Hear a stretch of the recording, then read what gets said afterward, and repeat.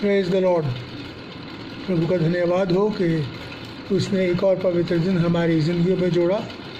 आज की प्रभु की सभा में आप सबका स्वागत है। आज हम एक विशेष टॉपिक को लेकर जमा हुए हैं जिसमें मैं विचार करूंगा, और वो है प्रभु यीशु मसीह का स्वर्गारोहण, असेंशन ऑफ जीसस क्राइस्ट। इस विषय के ऊपर हम बात करेंगे और मैं आपके सामने 3 जगह से पढ़ूंगा। पहले पढ़ूंगा प्रेरितों के काम, उसका पहला अध्याय 7 से 12। फिर पढ़ूंगा लूका, उसका 24वां अध्याय 50 से 53वीं आयत, और मरकुस उसका 16वां अध्याय और उसकी 19वीं आयत। पहले हम पढ़ेंगे प्रेरितों का काम, उसका पहला अध्याय 7 से 12। और परमेश्वर का वचन हमें यहाँ पर बताता है कि उसने उनसे कहा, उन समय और कालों को जानना जिनको पिता ने अपने ही अधिकार में रखा है तुम्हारा काम नहीं, परंतु जब पवित्र आत्मा आएगा तब तुम सामर्थ पाओगे और यरूशलेम और सारे यहूदिया और सामरिया और पृथ्वी के छोर तक मेरे गवाह होगे। यह कहकर वह उनके देखते देखते ऊपर उठा लिया गया और बादल ने उसे उनकी आंखों से छुपा लिया। और उसके जाते समय जब वे आकाश की ओर ताक रहे थे तो देखो 2 पुरुष श्वेत वस्त्र पहने हुए उनके पास आ खड़े हुए और उनसे कहा, हे गलीली पुरुषों, तुम क्यों खड़े आकाश की ओर ताक रहे हो? यही यीशु जो तुम्हारे पास से स्वर्ग पर उठा लिया गया है, जिस रीति से तुमने उसे स्वर्ग को जाते देखा उसी रीति से वो फिर आएगा। इसके बाद हम पढ़ेंगे लूका, उसका 24वां अध्याय और उसकी 50 से 53।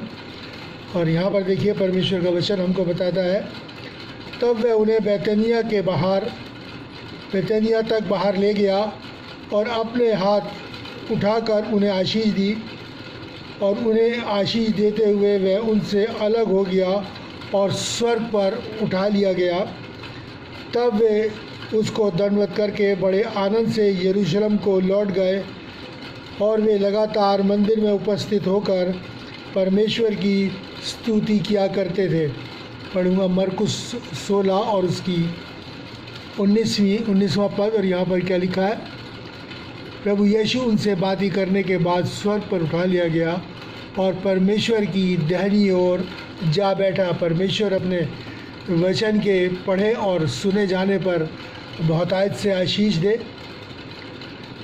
प्रभु यीशु मसीह के स्वर्ग पे जाने की एक घटना जो है, ये बहुत ही महत्वपूर्ण और मानव इतिहास की एक बहुत बड़ी घटना है। प्रभु यीशु मसीह इस धरती पर पुत्र के रूप में यीशु के नाम से आए और मानव जाति के पापों से उनकी मुक्ति के कार्य को उन्होंने पूरा किया, और उस कार्य को पूरा करके, उस उद्धार के कार्य को पूरा कर वो स्वर्ग पर चले गए। और बहुत सी बातें इससे संबंधित और भी हम देखेंगे। और यहाँ वचन में लिखा है कि यह घटना यीशु के जो हुई थी, प्रभु यीशु मसीह का स्वर्गारोहण, ये प्रभु के मुर्दों में से जी उठने के 40वें दिन हुई थी। यानी कि ईस्टर से 40वें दिन प्रभु यीशु मसीह जो थे वो स्वर्ग पर उठा लिया गया। ये दिन जो था, ये बृहस्पतिवार यानी थर्सडे का था, और ये दिन हमेशा थर्सडे को ही आता है, बृहस्पतिवार को ही आता है। और जिस समय ये घटना हुई उस समय उनके 11 चेले उनके साथ थे, उनके पास थे। और ये घटना बैतनिया गांव के पास जैतून के पर्वत पर हुई, क्योंकि बैतनिया गांव जो है वो जैतून पर्वत पर स्थित है। और वहीं से प्रभु यीशु मसीह जो थे उस पर्वत से जो स्वर्ग पर उठा लिए गए। ये घटना प्रेरितों के काम उसका 1 और 12 में हम पाते हैं, तो पढ़ सकते हो। अभी हमने पढ़ा भी है पूरा का पूरा। फिर हम ये देखेंगे कि प्रभु यीशु मसीह इस दुनिया में आए, कार्य करा, और फिर वो वापस गए। वो वापस क्यों गए? यहाँ भी रह सकते थे, लेकिन वापस क्यों गए हम इस बात को देखेंगे कि प्रभु यीशु मसीह ने इस विषय में क्या कहा, वचन हमको क्या बताता है। हम पढ़ेंगे यूहन्ना उसका 16वां अध्याय और 7वीं आयत। और यहाँ पर देखिए परमेश्वर का वचन हमको बताता है कि प्रभु यीशु मसीह क्या कहते हैं, तो अभी मैं तुमसे सच कहता हूँ कि मेरा जाना तुम्हारे लिए अच्छा है, क्योंकि यदि मैं ना जाऊँ तो वह सहायक तुम्हारे पास ना आएगा, परंतु यदि मैं जाऊँ तो उसे तुम्हारे पास भेजूँगा। मेरा जाना तुम्हारे लिए अच्छा है, क्योंकि अगर वो यहाँ देह में रहते तो एक समय में एक ही जगह उपस्थित हो सकते थे, लेकिन वो चले इसलिए गए ताकि वो वहाँ से उन्होंने क्या किया, मेरा जाना अच्छा है, ताकि वो आत्मा में होकर हमारे पास हर जगह हर वक्त हर एक के पास उपस्थित हों। जब वो यहाँ से चले गए तो आत्मा में वो सर्वव्यापी हो गए। कोई भी किसी भी वक्त किसी भी समय प्रभु यीशु मसीह को पुकार सकता है और वो उसके पास उपस्थित होते हैं। और इसीलिए उन्होंने कहा कि मेरा जाना तुम्हारे लिए अच्छा है, तुम्हारे लिए अच्छा है। अगर मैं नहीं जाता तो पवित्र आत्मा हमारे पास नहीं आता।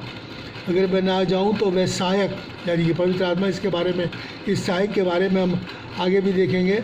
तो इसलिए कि मैं जाऊंगा, वो तुम्हारे पास होगा, तब हम उस पवित्र आत्मा को प्रभु यीशु मसीह ने मेरे और आपके पास भैया। हम एक गाना भी गाते हैं कि अपना दिल खोलो, बंद ना करो, आत्मा का रूप धर के यीशु राजा तेरे पास खड़ा है। ये गाना इसी बात के ऊपर आधारित है कि आज प्रभु यीशु मसीह हर एक अपने पुकारने वाले के पास खड़ा है।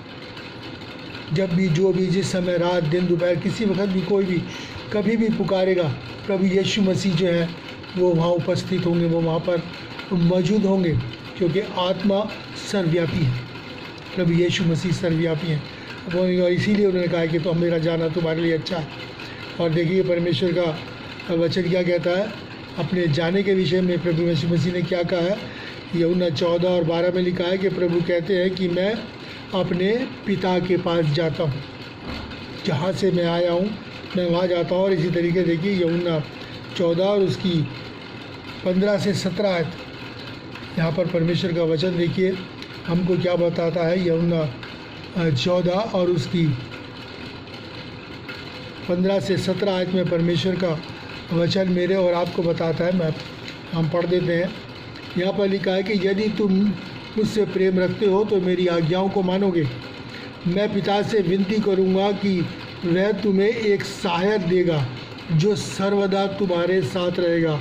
एक सहायक देगा, जैसे कि अभी हमने पढ़ा, अर्थात सत्य का आत्मा, जिसे संसार ग्रहण नहीं कर सकता, क्योंकि वह ना उसे देखता है ना उसे जानता है।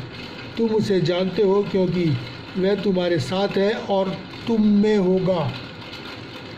कौन सा आत्मा? सत्य का आत्मा। वो सहायक है, वो हमारा सहायक है, वो हमारी सहायता करता है। प्रभु यीशु मसीह इसीलिए गए ताकि वो सत्य के आत्मा को मेरे और आपके पास भेजें। प्रभु यीशु मसीह ने क्या कहा था? मार्ग, सत्य और मैं जीवन में हूँ। और ये वही सत्य का आत्मा है, प्रभु यीशु मसीह का आत्मा, जो मेरे और आपके साथ है और वो हमारी हर पल हम सहायता करता है हमेशा। देखें यूहन्ना 14 और उसकी 26वें पद में परमेश्वर का वचन क्या कहता है? सहायक अर्थात पवित्र आत्मा, जिसे पिता मेरे नाम से भेजेगा, वह तुम्हें सब बातें सिखाएगा और जो कुछ मैंने तुमसे कहा है वह सब तुम्हें स्मरण कराएगा। देखिए अब पवित्र आत्मा जो सहायक हमको दिया गया है वो प्रभु यीशु मसीह की सब बातें हमें सिखाएगा और क्या करेगा? और जो कुछ मैंने तुम्हें बताया उसे याद, अगर हम भूल जाएंगे तो वो पवित्र आत्मा, वो सहायक, हमें उसे याद दिलाएगा। ये उसका कार्य, वो हमारी इस तरीके से सहायता करेगा परमेश्वर के वचन के अंदर चलने में, और अब भी करता है। अब भी अपने लोगों को जो उसको पुकारते हैं वो उनकी सुनता है और उनकी सहायता करता है। देखें और परमेश्वर का वचन क्या कहता है? रोमियो उसका 8 और 26वां पद, रोमियो 8 और 26वें पद में देखिए और किस तरीके से परमेश्वर का आत्मा हमारी सहायता करता है। यहाँ पर लिखा है कि इसी रीति आत्मा भी हमारी दुर्बलता में सहायता करता है। हमारी दुर्बलता में, हमारी कमज़ोरियों में, हमारी कमियों में आत्मा हमारी सहायता करता है, क्योंकि हम नहीं जानते प्रार्थना किस रीति से करना चाहिए। कई बार बहुत से लोग कहते हैं कि हमें पता नहीं सर किस तरीके से हमें प्रार्थना करनी है। लेकिन यहाँ पर अपने लोग जो उसको पुकारते हैं उनके रख किस रीति से करना चाहिए, परंतु आत्मा आप ही ऐसी आए भर भर कर जो बयान से बाहर है हमारे लिए विनती करता है। कौन सा आत्मा? प्रभु यीशु का आत्मा। इसीलिए वो वापस गए ताकि उस आत्मा को मेरे और आपको लिए दें। अब हम लूका 22 और उसकी 32 में जानते हैं कि पतरस से प्रभु यीशु मसीह ने क्या कहा था जब वो अपने देह में थे। उसने कहा शैतान ने तुझको मांग लिया है, लेकिन मैंने तेरे लिए विनती की है। वो यहाँ भी विनती करता था और अब भी मेरे और आपके लिए जब वो आत्मा में वहाँ पर है मेरे और आपके लिए विनती करता है। इस तरीके से वो सहायक हमारी सहायता करता है, हमें बताता है, हमारे लिए प्रार्थना करता है, हमारी कमज़ोरी में, हमारी दुर्बलता में हमें संभालता है। और एक और बात जो बहुत महत्वपूर्ण है, जो मैं आपके सामने रखना चाहता हूँ, वो ये है कि वो फिर आएगा। नहीं तो काम उन एक के उसके 9 से 11 में मैं आपके सामने पढ़ दूँ।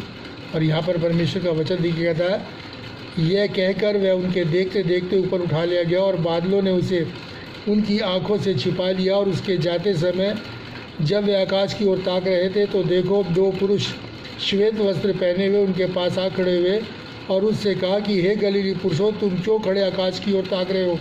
यही यीशु जो तुम्हारे पास स्वर्ग पर उठा लिया गया, जिस रीति से तुमने उसको स्वर्ग में जाते हुए देखा, उसी रीति से वो फिर आएगा। प्रभु यीशु मसीह फिर आएगा। जैसे वो गया है वैसे ही वो बादलों पर पूरा फिर आएगा और दोबारा आएगा। ये बात बहुत जल्द पूरी होने वाली है, बहुत जल्द पूरी होने वाली है। ये सिर्फ एक भविष्यवाणी नहीं जो उन पुरुषों ने की थी, उन फरिश्तों ने की थी, बल्कि ये एक चेतावनी भी है।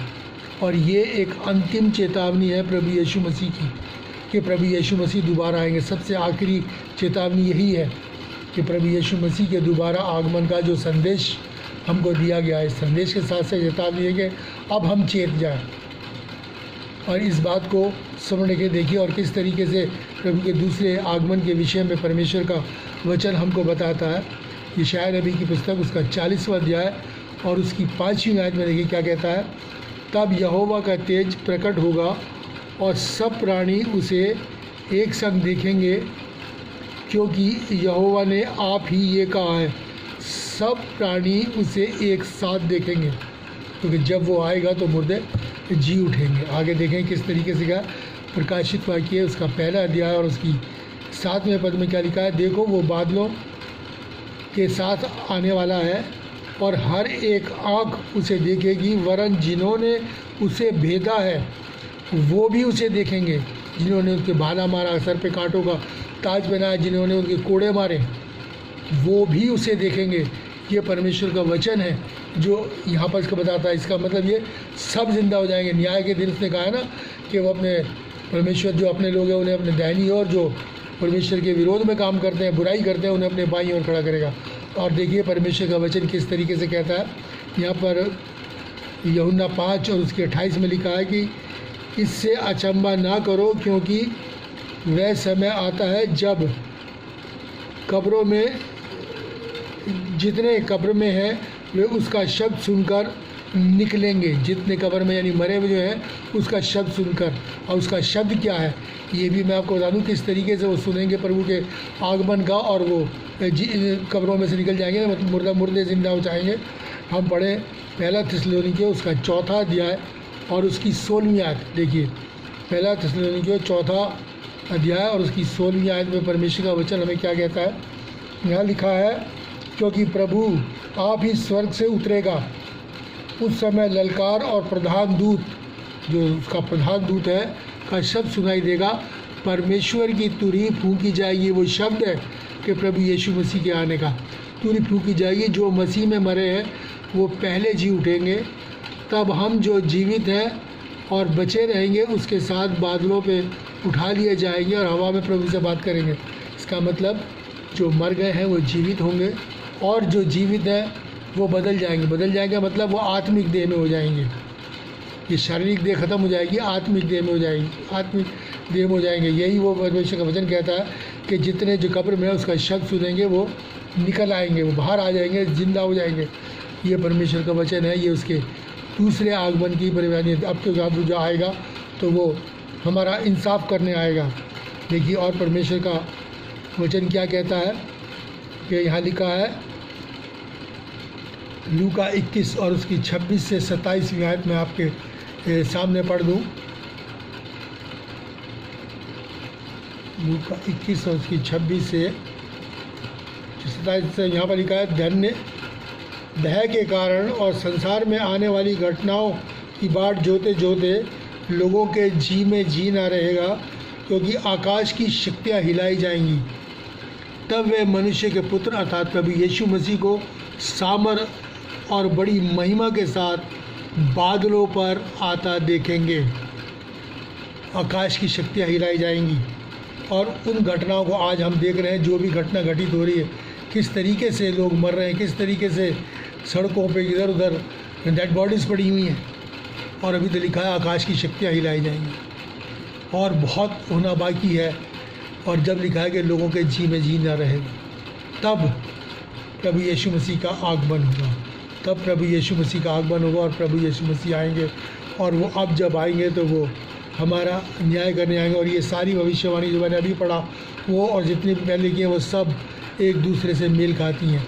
ये इस बात का प्रमाण है कि ये बात सच और हर तरीके से मानने योग्य है कि प्रभु यीशु मसीह दोबारा आएंगे। जैसे पहले प्रभु हम जानते हैं, आज से 2021 साल पहले प्रभु यीशु मसीह ने इस पृथ्वी पर जन्म लिया। और उस समय भी बहुत सी भविष्यवाणियाँ थी जो प्रभु यीशु मसीह के जन्म के विषय में की गई, लेकिन लोगों ने उसे नज़रअंदाज किया। उन तमाम भविष्यवाणियों की कोई भी सुधि नहीं ली और उस पर ध्यान नहीं दिया। और इसीलिए परमेश्वर का वचन क्या कहता है, यूहन्ना 1 और उसकी 10 और 11 में आपके सामने पढ़ दूँ। यहाँ पर लिखा है, यूहन्ना 1 और 10 और 11 में लिखा है, वह जगत में था और जगत उसके द्वारा उत्पन्न हुआ और जगत ने उसे नहीं पहचाना। वह अपने घर आया और उसके अपनों ने उसे ग्रहण नहीं किया। वो इस पृथ्वी पर आया किनमें, मानव जाति के बीच में, जिसको कि उसने बनाया था कि वो उस मार्ग पे चले, बुराई के मार्ग से हटके भलाई के मार्ग की ओर आगे बढ़ें। और वो कहता है कि वो अपनों में आया और अपनों ने उसे ग्रहण नहीं किया। ये परमेश्वर का वचन है जो मैंने अभी आपके सामने पढ़ा। लोगों ने उस तमाम भविष्यवाणी को नज़रअंदाज किया। और पहली बार जब प्रभु यीशु मसीह आए तो वो दया करने, क्षमा करने, अनुग्रह करने, सत्य का मार्ग मेरे और आपको बताने, हमें सुधारने के लिए आए थे। हमें सुधारने के लिए, हमें बुराई से हटाने के लिए आए थे। इसलिए जो कुछ लोगों ने उन्हें बुरा भला जो भी कहा, उस सृष्टि के मालिक ने, जिसने सारी सृष्टि की रचना करी, उसने ये सब कुछ इसलिए सहा कि हम सही रास्ते पर आ जाए, उस रास्ते पे आ जाए जिस रास्ते पे चलने के लिए मैं और आप सिरजे गए थे। लेकिन अब जो ये दूसरी भविष्यवाणी है परमेश्वर के प्रभु यीशु मसीह के आने की, अब वो आएगा केवल और केवल और केवल न्याय करने के लिए आएगा। उस समय ना तो क्षमा होगी, ना दया होगी, ना अनुग्रह होगा। केवल परमेश्वर जो है वो न्याय करेगा। और देखें कि इससे दूसरे आगमन के विषय में और परमेश्वर का वचन हमको क्या बताता है। यहाँ पर लिखा है प्रकाशित वाक्य 22 और 12 मैं आपके सामने पढ़ दूँ। यहाँ पर लिखा है, देख मैं शीघ्र आने वाला हूँ और हर एक के काम के अनुसार बदला देने के लिए प्रतिफल मेरे पास है। हर एक के काम के अनुसार बदला देने के लिए प्रतिफल मेरे पास है। बुरे काम करें जिसने उसको दंड, और जो इसने भले काम किए उसे जीवन देगा। देखिए आगे परमेश्वर के वचन से ही मैं आपको पढ़ के बता दूं। यहाँ पर यूहन्ना 5 और उसकी 29 मैं आपको पढ़ दूँ। जिन्होंने भलाई की है वे जीवन के पुनरुत्थान के लिए जी उठेंगे, और जिन्होंने बुराई की है वो दंड के पुनरुत्थान के लिए जी उठेंगे। ये प्रतिफल उसके पास है, सिर्फ न्याय करेगा। इसलिए अभी मेरे और आपके पास समय है कि हम लोग सुधर जाएं और बुराई को छोड़ कर भलाई की तरफ बढ़ जाए। क्योंकि जब प्रभु यीशु मसीह आएंगे, जैसे उनके जन्म की भविष्यवाणी पूरी वैसे ये भविष्यवाणी भी होगी। जो कुछ भी उन्होंने आज के हालात के विषय में परमेश्वर के वचन में लिखा है वो उसी तरीके से अब भी पूरा होता चला जा रहा है। ये इस बात का प्रमाण है कि हम इस सच्चे वचन को ग्रहण करें। और देखिए परमेश्वर का वचन क्या कहता है, हम पढ़ेंगे लूका 19 और उसका 44 लिखा है, क्योंकि तूने वह अवसर जिस पर तुझ पर कृपा दृष्टि की गई थी नहीं पहचाना। न्याय होगा और कोई दया कोई करुणा नहीं होगी। प्रभु का वचन कहता है कि क्योंकि वो अवसर जिस पर जब तुझ पर कृपा दृष्टि की गई तूने ना पहचान, अब वो अवसर है, आज वो अवसर है। प्रभु यीशु मसीह के दूसरे आगमन तक मेरे और आपके पास ये अवसर है कि हम तौबा करें, पापों की क्षमा मांगें, प्रभु यीशु पर विश्वास करें और उसके वचन को ग्रहण करते हुए उसके वचन के अनुसार बुराई के छोड़कर भलाई की ओर चलें।